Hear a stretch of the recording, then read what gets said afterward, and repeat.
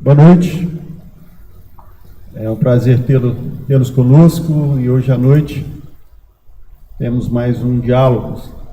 É um momento especial da nossa igreja, onde vamos compartilhar um pouco daquilo que estamos fazendo num momento tão difícil como este de pandemia. Então, convido você a assistir conosco, a participar conosco, melhor dizendo. E hoje à noite nós temos a Andréia, que é líder do Ministério de Comunicação da nossa igreja, para contar um pouco daquilo que está acontecendo nos bastidores, né? Porque quando sai toda a comunicação, a mídia, tudo, algumas pessoas trabalham nos bastidores, né? Então ela se dispôs a estar aqui para compartilhar um pouco. Boa noite, André, seja bem-vindo. Boa noite, pastor. Boa noite a todos que nos assistem. E eu agradeço o convite de estar aqui podendo compartilhar dessa questão da igreja e a internet na pandemia.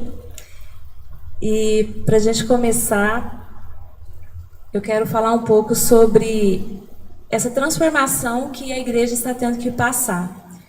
Mas antes de falar disso, a gente precisa voltar um pouco no tempo.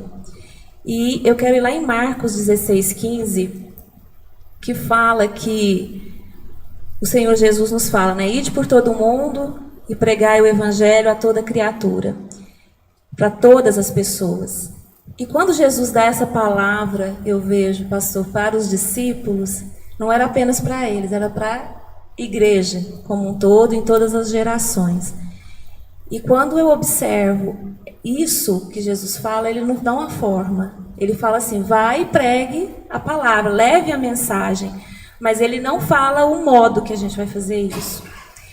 E eu acho bem interessante, o que eu quero voltar um pouco para a gente entender o que está acontecendo hoje, é que no decorrer dos séculos, a igreja teve que ir se adaptando às mudanças que o mundo passava. Eu diria que para ser uma igreja contemporânea hoje é preciso dar uma olhada também no passado para ver o que aconteceu e como ela se desenvolveu ao longo do tempo para chegarmos, né?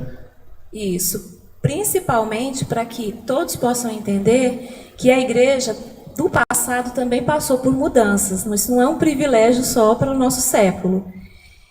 E o que eu percebo quando Jesus dá essa palavra para os discípulos, eu fico pensando o que eles tinham nas mãos para poder fazer isso. E eles só tinham uma coisa, que era a voz. O único método que eles tinham para usar, a única ferramenta era a voz. E eles passam a falar nos montes, nas ruas, nas praças, assim como Jesus fazia. E eles foram usar essa única ferramenta que eles tinham, que era a voz.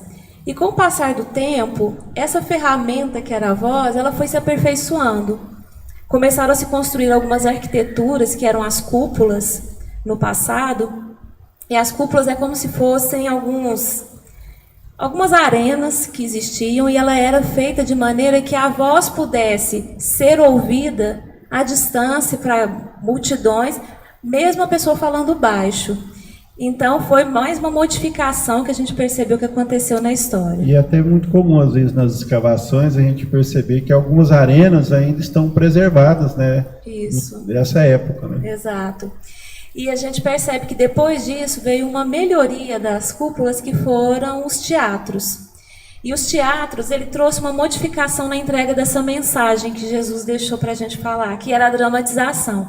Era falar através de um teatro. E foi eu penso que foi o primeiro rompimento do modelo tradicional que Jesus ali usou na época dele, para um modelo um pouco mais ousado. Vamos fazer a mensagem de Jesus por meio de teatro. E assim foi passando o tempo e as coisas foram melhorando. Aí vieram as cartas, tanto que o apóstolo Paulo usou muito carta. Foi a primeira estratégia da igreja à distância, já naquela época, porque o povo pensa em estratégia à distância hoje. Na verdade, já era uma estratégia antiga que o apóstolo Paulo utilizou, tantos outros na Bíblia. E a mensagem começou a chegar de um jeito escrito para as pessoas. Passado isso, no século, se eu não me engano, no século XV, houve a criação da prensa, que foi a grande revolução da mensagem de Jesus naqueles dias, porque a palavra era só falada e as pessoas elas não tinham acesso às escrituras. E através da prensa começou a se imprimir a Bíblia. E a prensa, a primeira que existiu, que foi de Gutenberg, ela passou a imprimir, o primeiro livro foi a Bíblia. A primeira leva de produção foram 200 Bíblias.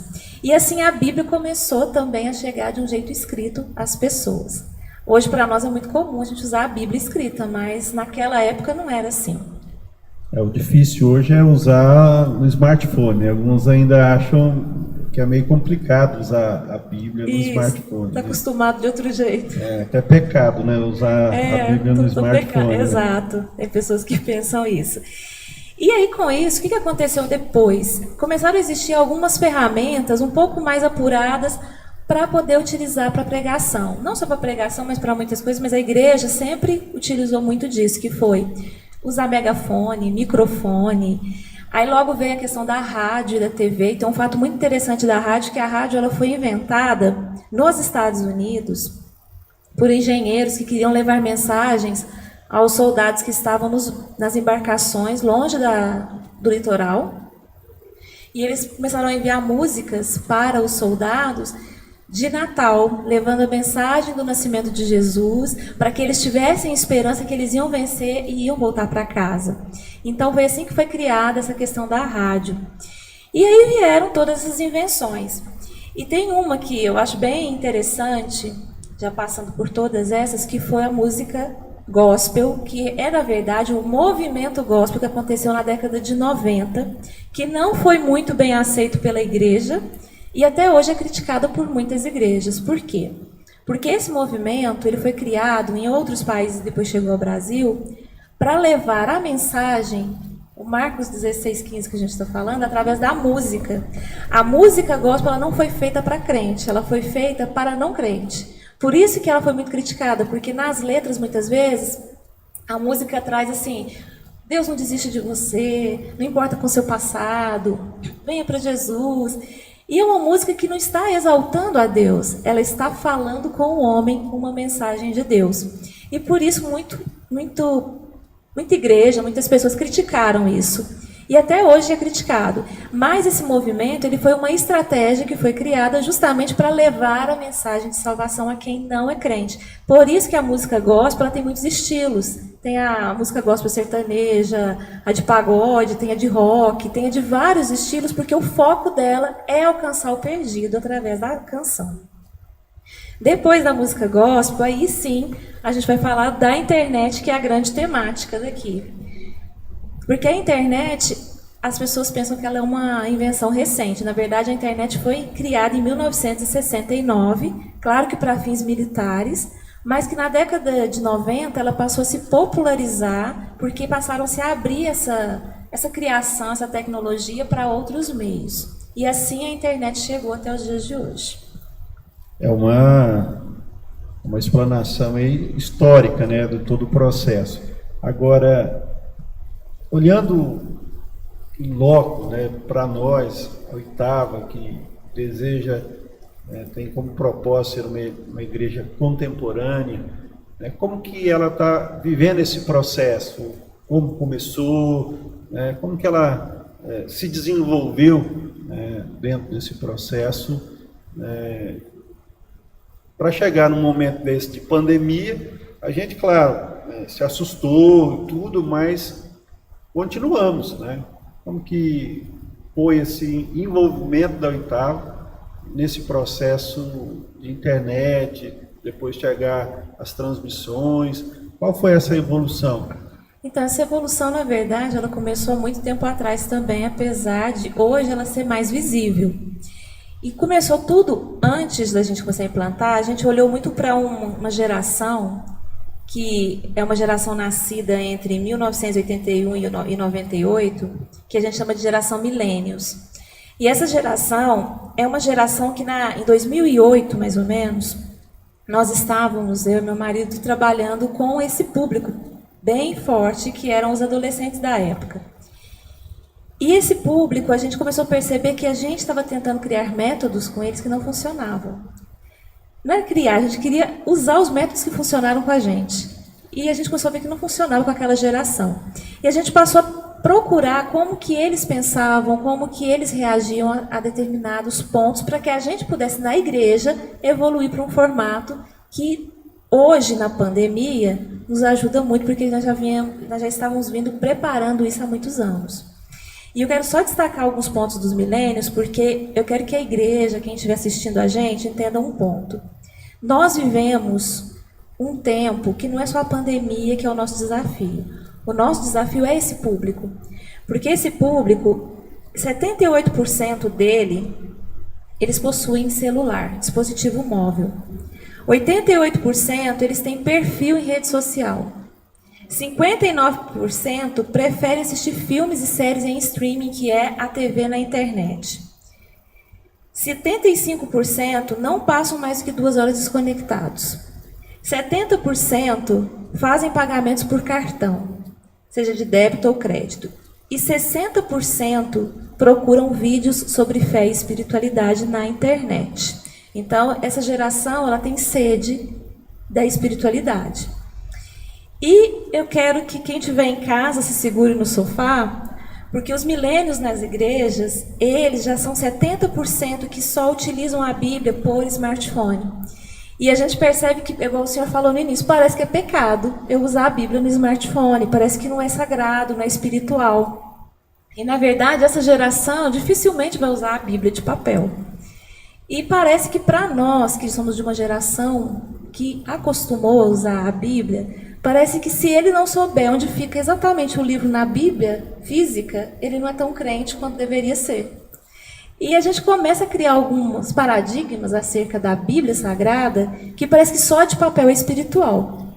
Isso você me faz lembrar a história de um pastor que estava lendo a Bíblia, né, no smartphone, e após o culto, um membro muito conservador procurou e dialogando com ele, dizendo quase que exatamente isso, que era quase que um pecado não usar, né, a tão famosa Bíblia, né, tradicional, de papel, né?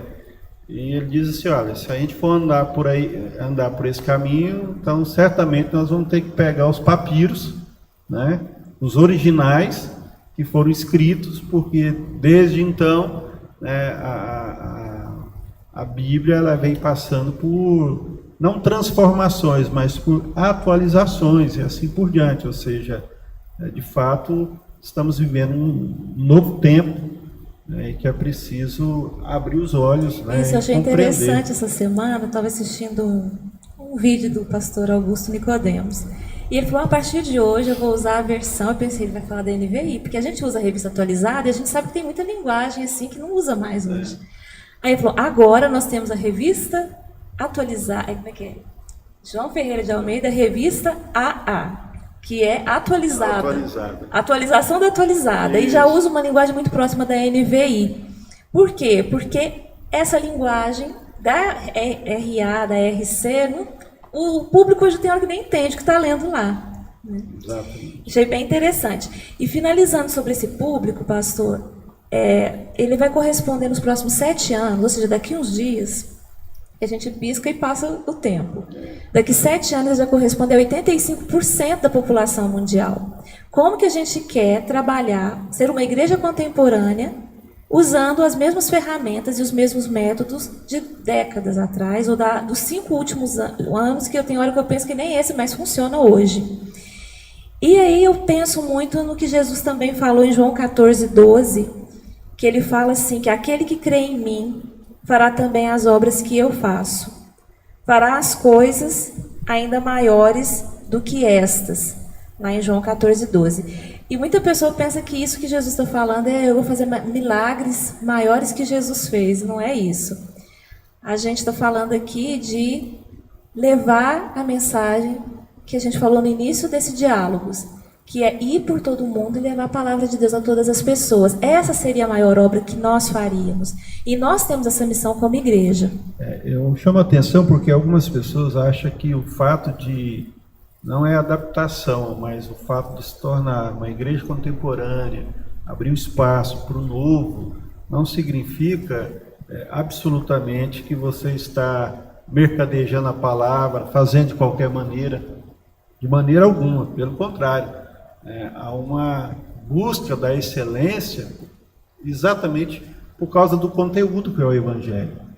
Porque o que transforma as pessoas não é o método alcança as pessoas, mas a essência do Evangelho, ou seja, o Evangelho de Jesus é que, de fato, altera completamente o ser, a pessoa. Então, o que nós estamos fazendo é usar métodos que alcancem os corações. Eu acho que é por aí que a gente tem que andar. Exatamente isso. E que, quando eu pego esse texto que eu falei de João 14:12, eu fiquei pensando essa semana que Jesus, quando foi crucificado, tinha 120 seguidores. Pedro, quando pregou, e naquele dia de Pentecoste, foram 3.000 pessoas só através da vida dele. Billy Graham, eu estava lendo sobre ele, disse que toda a vida dele, ele alcançou 2,5 milhões de pessoas. Ou seja, essa é a obra maior que Jesus estava falando que nós faríamos. E eu vejo que hoje a igreja contemporânea tem uma ferramenta poderosa na mão chamada internet, para poder usar a favor desse crescimento, dessa propagação da palavra. É até interessante citar o Billy Graham, tem uma conversa até vendo essa questão não da adaptação, mas das mudanças, né? Se for lenda, né? Mas alguém o abordou falando, né, que nos tempos de Jesus andava era num jumentinho, agora ele anda de avião, aquela coisa toda, né? Ele falou, olha, se arrumar um jumentinho que atravessa o Atlântico, eu vou nele. Exato, por quê? Porque a igreja foi passando pelas mudanças. Exatamente. E assim, aí quando a gente vem para a nossa igreja, agora na 8ª, que foi algo que o senhor perguntou, eu até criei uma linha do tempo, que eu falei que a gente começou bem lá atrás, e nós começamos em 2008 com esse grupo de adolescentes, que a gente começou a ver que eles usavam muito Orkut, o falecido Orkut, né? E eu nem tinha Orkut, eu ficava, meu Deus, eu vou ter que fazer um Orkut agora para mim. Eu não cheguei a ter, não. Eu cheguei a fazer revoltada, eu falei. E aí eles chamavam de tia. Não, tia, faz um Orkut. E eu peguei e falei, bom, já que é para fazer esse Orkut, vamos fazer direito. Eu fiz todo mundo mudar as frases de status, falei, toda semana é um versículo da Bíblia. Eu comecei a usar a ferramenta que eles gostavam, então, para a gente usar ali no nosso meio. Só que tudo ali era só uma estratégia entre os adolescentes mesmo. Mas a gente começou a perceber que o mundo estava indo para isso. E a gente, como igreja, se não acompanhar essas mudanças, não é que a gente vai trazer o mundo para dentro da igreja, mas a igreja está aqui para não mexer na essência, no conteúdo que é a palavra de Deus. A forma, Jesus não deixou esse modelo. Tanto que Jesus usou várias formas. O Senhor mesmo, às vezes, fala assim, Jesus ia curar, era só ele falar. Mas por que ele tinha que usar um monte de jeito diferente? Eu, às vezes, penso que Jesus queria mostrar para nós que não é para fazer tudo igual, é para fazer de um jeito diferente. E aí a gente começou nessa onda inclusive aqui na igreja. A pregação, né? Exato. Em alguns momentos ele contava história, em outros não. Isso. E aí eu peguei e comecei a ver se não, a gente precisa se adaptar. Mas lá no passado, na igreja, em 2010, quando a gente realmente olhou para a internet e falou, não, a gente precisa usar ela, a gente foi mais assim, simplório. A gente queria usar a internet para a comunicação interna da igreja. Aí a gente fez um Facebook da igreja, aí depois em 2013 a gente criou um canal no YouTube só para depositar vídeos, porque a gente ficava guardando em HDs, não, vamos lá, a gente deposita os vídeos. Aí teve o Flickr, que a gente tem até hoje, que é um banco de imagens. Na verdade foi para a gente usar internamente, nosso foco ainda não era para fora. E eu me lembro de um detalhe assim, que eu achei fantástico, foi quando nós fizemos uma atualização no hall de membros, via internet. Isso. Na verdade, isso causou um espanto até em outras igrejas, né? Parecia que era pecado também. Mas, assim, eu mesmo me surpreendi com a facilidade, né? Com o número de pessoas que fez. Né? Exatamente, foi sim, fantástico. Então, e aí depois disso também, em 2014, a gente olhou já para a internet de um jeito que a gente pode ir para fora com a internet. E aí foi quando a gente criou nossa conta no Instagram e no Twitter, que nós temos até hoje. E a gente também, essa aqui foi acho que foi a coisa mais chocante que a gente fez, que foi colocar uma máquina de cartão na igreja para as pessoas passarem no débito o seu dízimo e oferta. Parecia um grande pecado fazer isso também. Foi. E, inclusive, eu ouvi alguma coisa nessa direção, né? De que, de fato, a gente estava criando... Um dia, uma pessoa falou assim para mim, não, eu não passo no débito, porque meu dízimo é primícia. Eu vou lá no banco, eu saco o dinheiro, eu coloco no envelope, vou no gasofilaço e entrego o dinheiro porque é primícia. Falando para mim que eu estava passando no débito. Eu falei, olha... Mas se for primícia por primícia, para chegar primeiro na conta da igreja, o meu chega primeiro, porque eu passo no débito e já cai lá, né? Esse aqui ainda vai cair amanhã, depois de depositar. Mas por quê? Mas era porque as pessoas, às vezes, espiritualizam algumas coisas e acham que tudo que é diferente, eu estou trazendo algo que não é espiritual para dentro da igreja, né? E aí, depois da máquina... em algumas igrejas, televisão e rádio era pecado, né? Era. Na minha infância eu ouvia sempre isso, que TV era do diabo. Eu ficava, como assim que é? E aí, assim, é as mudanças que vão acontecendo. E o interessante é que as denominações que falavam isso hoje permitem. E usam. E usam, inclusive, tem canais na TV. Exatamente. E aí, em 2015, foi outra revolução que a gente fez na igreja. A gente abortou completamente a revista que a gente tinha o boletim, transformou numa revista impressa. Depois, a gente transformou essa revista em 100% digital. E a gente pensou que as pessoas não iam acessar, que o negócio não ia rolar. E, na verdade, o link digital ele é um sucesso, porque ele é acessado por muitas pessoas fora da igreja também. Teve mês que o link teve 600 pessoas distintas acessando ele. E não é simplesmente um acesso, porque tem um relatório que a pessoa só entra e sai. A gente consegue saber o tempo que ela ficou em cada página do link.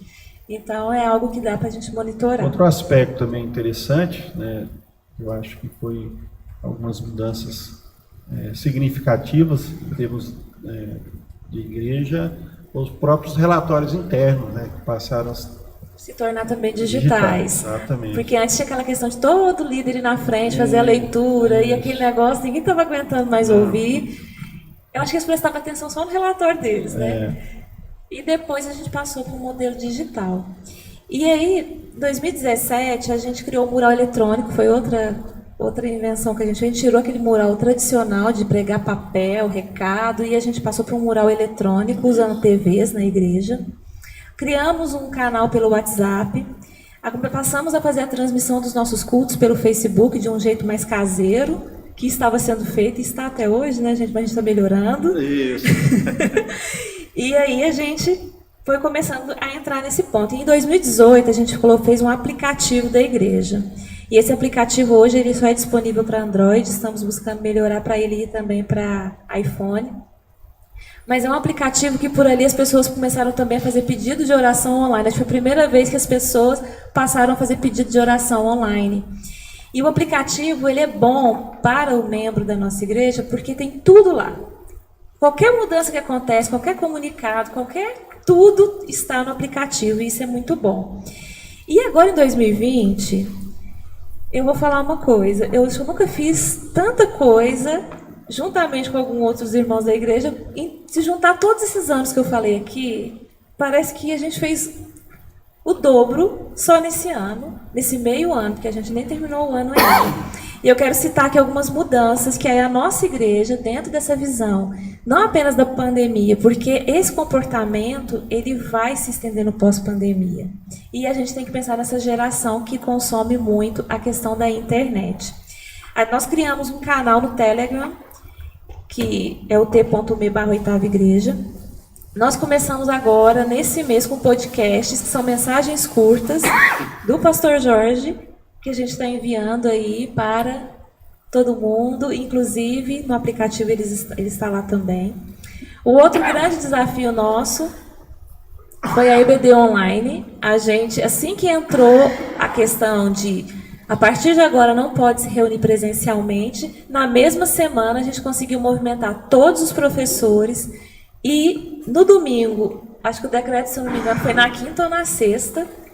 Eu sei que no domingo as aulas estavam todas. Nós criamos uma plataforma assim, 24 horas e colocamos todas as aulas do berçário à classe de adultos dentro de uma plataforma. Além da IBD Online, a gente passou a ter lives diárias, que foi outra mudança que a gente teve, assim, que a gente fazia só do culto de domingo e passou a fazer todos os dias de todas as programações. Foi criada a campanha Quarentena, quem participou aí vai lembrar, bem no início da quarentena aí, a gente criou a campanha e tinha uma devocional de 40 dias com palavras de esperança e ainda tinha um Disque Vida, que as pessoas que estivessem se sentindo tristes por estarem sozinhas em casa, isoladas, podiam ligar e falar. Depois a gente fez a campanha Superação da Páscoa, que era para assistir um filme e participar de um pequeno grupo online. E foi um sucesso também, porque foram 80 pessoas que participaram desses pequenos grupos nessa campanha da superação. Fizemos um encontro com Deus, que terminou em junho. Agora, nesse mês, em casa, com a proteção de Deus, mais o delivery de oração, que são um sucesso também. Fiquei sabendo hoje que já são 110 famílias que receberam essa visita delivery de oração. Nós estamos agora com o Drive-Thru da Solidariedade, que também é uma ação para esse período pandêmico. Está acontecendo todos os sábados às 3 da tarde, a EBF online de férias para as crianças. Lives de oração dos jovens no Instagram, que eu tenho visto que eles têm feito. Relógio de oração online, que o Ministério de Intercessão implantou. E as mulheres do Ministério Mulheres de Fé fazem encontros quinzenais pelo Zoom com o encontro de mulheres, que não parou apesar da pandemia. E para esse ano ainda, se tudo der certo, Deus me dê graça, eu quero lançar o site da igreja, porque apesar de tudo isso que a gente faz, nós não temos um site ainda. E tem uma novidade no link que em breve estará funcionando e que a gente vai conseguir incluir dentro da revista vídeos e links. Então, quando eu falar, por exemplo, de um acampamento, a pessoa pode clicar que ela já vai para a página de inscrição dentro da própria revista. E pode também assistir um vídeo, alguma coisa que a gente colocar lá dentro. Na verdade, a crise, ela não faz a gente pular, né? Na verdade, gera oportunidades. Exatamente, né? faz a gente crescer também. Exato, porque quando estourou, 22 de março, é uma data bem significativa, né? Parou tudo. Eu lembro que eu parei, pensei, falei, e agora? Como vamos continuar? De que maneira, né? Quem poderá nos defender? Mais ou menos isso. E agora? Eu lembro que recebi algumas ligações, eu meio perdi, falei, parar, tem que parar. Mas depois me repensar, falei, não, algumas coisas a gente tem que fazer, né? Nós começamos as transmissões. Era um culto normal sem público. Exato, né? Das reuniões de oração, e ali começou a se estabilizar e as ideias começaram a brotar. E a gente vai amadurecendo e digerindo melhor o que está acontecendo. Exatamente. E tem algo, pastor, assim, a respeito desse período agora específico que a gente está vivendo e que eu acredito que ele veio impulsionar algo na igreja. Eu estava lembrando que quando a igreja ficou muito unida lá no passado, Deus foi e permitiu a perseguição para que eles fizessem o que ele de fato pediu. Falou, gente, eu pedi para vocês ir por todos os lados falar de mim, não ficar todo mundo reunido, abraçado num lugar só. E eu vejo que a pandemia, ela trouxe algo parecido com isso. Porque nós, como igreja, nós estávamos muito acostumados a frequentar culto, a frequentar a igreja como consumidores, muitas vezes, e eu estava nem aí porque estava lá de fora. E eu vejo que a pandemia, ela tirou isso que as pessoas estavam acostumadas, porque tem gente que só se alimentava aqui dentro do templo, elas não se alimentavam em casa, e isso fez elas terem uma mudança de hábito, e ao mesmo tempo eu vejo que a igreja passou a ver além das quatro paredes. Eu posso falar do amor de Deus usando essa ferramenta. Deixa eu te fazer uma pergunta. Claro que não é o aspecto espiritual, mas da ferramenta em si. Tem limites? Não tem. Inclusive, Atos 1:8, que é um texto que o Senhor também falou, fala, e sereis minhas testemunhas, tanto em Jerusalém, como em Judeia e Samaria, até os confins da terra. Eu penso que quando Jesus falou isso, os confins da terra era a América, que nem tinha sido descoberta ainda, nem era conhecida. Mas nós temos os confins da terra até hoje. E é onde você falou, não tem limite. Porque a internet, ela traz para a igreja algo que nenhuma outra ferramenta do passado conseguiu trazer. Uma delas, que eu vejo a rádio, tem igreja que tinha programa na rádio. É barato ter um programa em rádio? Não é barato você construir uma rádio, ter uma rádio é muito caro. Ter programa na TV é um canal para a igreja usar? É, mas é barato ter um canal na TV? Toda igreja consegue ter um canal? Não consegue. E a internet eu acho interessante porque ela é uma ferramenta gratuita. Tudo bem, você tem que pagar lá a banda larga para usar, mas a internet sim, as ferramentas que existem, praticamente tudo que eu citei aqui, a igreja não paga nada. A igreja não paga para ter conta em rede social, a gente paga uma pequena anuidade para ter um aplicativo, mas tudo é gerado, vamos dizer, no 0800. Então isso já é um benefício para qualquer tamanho de igreja. Mas algo que eu acho interessante é que a internet ela tem um alcance inimaginável. A gente está aqui falando, a pessoa que está nos assistindo, ela pode estar dentro do carro, ela pode estar andando na rua, ela pode estar dentro de casa, ela pode estar num sítio, ela pode estar onde ela estiver, essa mensagem está chegando lá. Ou seja, eu saí da questão do tempo e eu vi que ela atinge todos os lugares. Nós estamos entrando em momentos finais, mas gostaria de tocar num assunto que eu acho também importante. Por exemplo, quando você vai num lugar, existem algumas regras, né? Você vê o culto, por exemplo, presencial, né? Por mais que não se fale, existem algumas regras. As pessoas vêm, se assentam, às vezes não deve se levantar, falta educação, uma série de coisas. Dentro desse contexto mesmo de igreja contemporânea, dá uma impressão de uma informalidade, mas sem educação. Existem regras para isso? Sem reverência. Sem reverência. Agora eu estou na minha casa, eu estou no carro, ou seja, eu estou ouvindo um culto. Como é que é? Tem algumas regras? Tem etiqueta na internet ou nesse mundo digital? Existe a netiqueta. Netiqueta. Netiqueta. Aí, netiqueta. Mas quase ninguém usa. Eu acho que é porque não conhece, quero acreditar. A netiqueta ela é algo que foi criado justamente para esses bons modos na internet. Só que, como eu falo, eu não sei se as pessoas não usam porque não querem ou porque não conhecem. Mas uma das dicas que eu posso dar da netiqueta para as pessoas é você não se exceder. E quando eu falo não se exceder, é em nada. Se você participa, por exemplo, de uma rede social, de um aplicativo de mensagem, em primeiro lugar, você tem que ter a etiqueta de não sair falando tudo que você pensa. Porque hoje a internet ela acabou virando uma terra de ninguém. Todo mundo fala o que quer, ofende quem quer. Você vê irmãos quase saindo na foice na internet por causa de assuntos que nem espirituais são. Vamos dizer assim, nossa, negócio... A gente começa a ver que isso vai... Eu não sei se vai revelando mais o caráter das pessoas ou se isso, de fato, as pessoas usam isso para poder fazer tudo que elas nunca fizeram. E a internet acaba te deixando mais à vontade. Porque eu estou atrás de um computador ou de um celular, eu falo o que eu quero. Essa é uma, a gente sempre tem que evitar essa exposição. Porque depois que você colocou uma vez lá, já era. Por mais que você vá lá e delete, alguém já copiou, já fez print, já fez muita coisa. E aí você se arrepende, já é tarde. O outro ponto é, por exemplo, falando já de igreja, de culto online.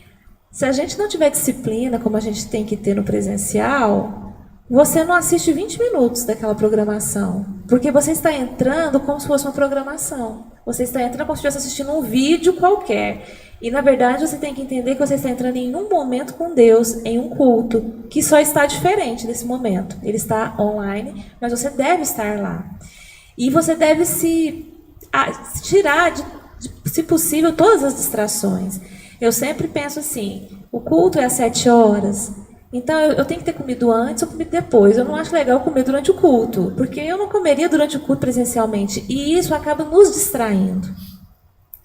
Eu penso que a gente precisa entender agora, nesse momento como igreja, que essas lives, essas programações, ela não é para poder ficar criando só engajamento de evangélico na rede social.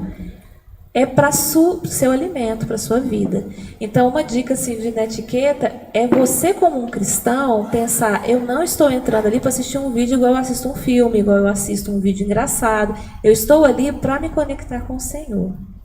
Ou seja, mesmo sendo virtual, você pode sentir a presença de Deus, né, realmente ser algo espiritual, embora você não esteja no mesmo local, né, do pregador ou dos cantores, né, do louvor e assim por diante. Exatamente.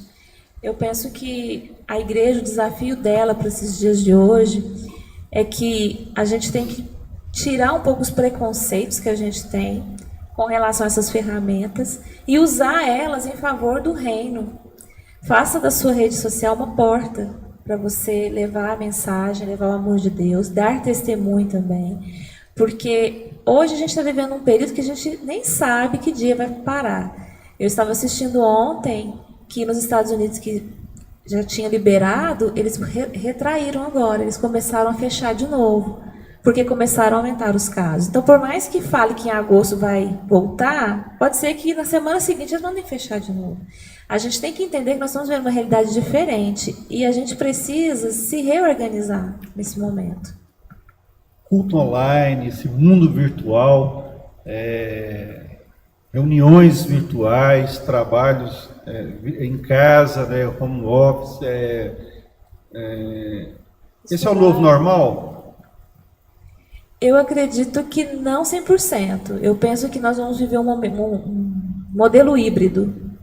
As pessoas, muita coisa que ela fazia de um jeito, ela viu que de outro jeito funciona. Eu estava comentando esses dias que a gente antes tinha uma necessidade de muita coisa superficial e a gente está tendo que aprender a viver com coisas mais básicas.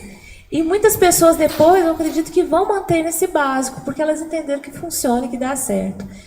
Então, esse novo normal é uma mudança de mais de mentalidade, pastor, do que propriamente de falar assim, a partir do próximo decreto, eu vou continuar vivendo desse jeito. E, na verdade, não. A gente vai viver um modelo híbrido, a gente vai misturar muito essa questão do presencial com o virtual. E eu acredito, sim, que a internet, o virtual, vai passar a fazer parte mais da vida até de pessoas que nem davam muita bola para a internet. E a oitava, com certeza, vai estar aí, né, atuante. Isso. E a oitava, tem um detalhe muito interessante da igreja, assim, é que a gente consegue reunir aqui na igreja, no máximo, vamos colocar em uma grande lotação, umas 350 pessoas. Há 2 cultos atrás, porque eu acompanho os relatórios, nós estivemos com 1.600 pessoas conectadas em um culto. Quanto que você vai colocar 1.600 pessoas dentro de um culto? Outro dia eu ouvi o Emerson falando aqui que a gente tem quase um membro na Finlândia já, né? Que ele não perde uma live da oitava igreja. E a gente percebe outras pessoas de outras nações também assistindo. É aquilo que eu falei, estão procurando algo. E quando encontram algo de qualidade, que tem realmente verdade naquilo, as pessoas permanecem. Amém. Nós estamos encerrando esse momento. Eu agradeço você, André. Obrigado pela sua disposição. Lembrando que quinta-feira nós vamos ter diálogo, né, com o pastor Juscelino, da Terceira Igreja. Vamos estar conversando sobre a igreja na pandemia. Amanhã, né, vamos voltar com o projeto, né, em casa com a proteção de Deus, a partir das 19h30. E realmente foi um prazer falar com você. Deus abençoe, Deus sustente você. Eu gostaria que você, André, antes da gente orar, olhando para a câmera ali, dá um recado pessoal dentro desse contexto aí de internet, desse mundo, né? O que eu quero dizer assim para nós que servimos a Cristo, que tudo que está acontecendo, eu vejo que está no controle do Senhor, e que esse veículo que é a internet foi algo que o próprio Deus, eu creio que proporcionou para nós na história, sempre teve essas atualizações no mundo, essa evolução, e eu vejo que a internet, ela é um instrumento que Deus está usando na nossa geração para que os tempos finais da igreja na Terra se concluam, porque nós vamos conseguir atingir muito mais pessoas, países fechados ao Evangelho por meio dessa ferramenta, e eu creio que a propagação do Evangelho do Senhor, ela se torna muito mais ampla, sem fronteiras, através da internet, e que nós como cristãos possamos usá-la de forma sábia de forma madura, para que a gente não use ela de maneira errada. Então, o que eu deixo de recado assim é que você use ela para o bem, use ela para o louvor do Senhor, como na própria palavra fala, que tudo que nós fizermos seja para a glória de Deus, e que isso também seja para a glória de Deus. Obrigado, Senhor, nesta noite, por esse momento tão gostoso, ó Deus, tão criativo, que trouxe clareza para os nossos corações. Obrigado, Deus, que o Senhor nos abençoe como igreja, abençoe André na liderança do Ministério de Comunicação, que o Senhor dê sabedoria e graça em todo o tempo para a glória do nome do Senhor, e que a igreja seja abençoada no nome do Senhor Jesus. A oitava e todas as demais, Pai, aqui nessa cidade, neste mundo, porque o Evangelho é do Senhor, a palavra é do Senhor, somos apenas instrumentos. Nos dê a sabedoria para usarmos aquilo que está disponível para a glória do Senhor, hoje e sempre, em nome de Jesus. Deus te abençoe. Obrigado.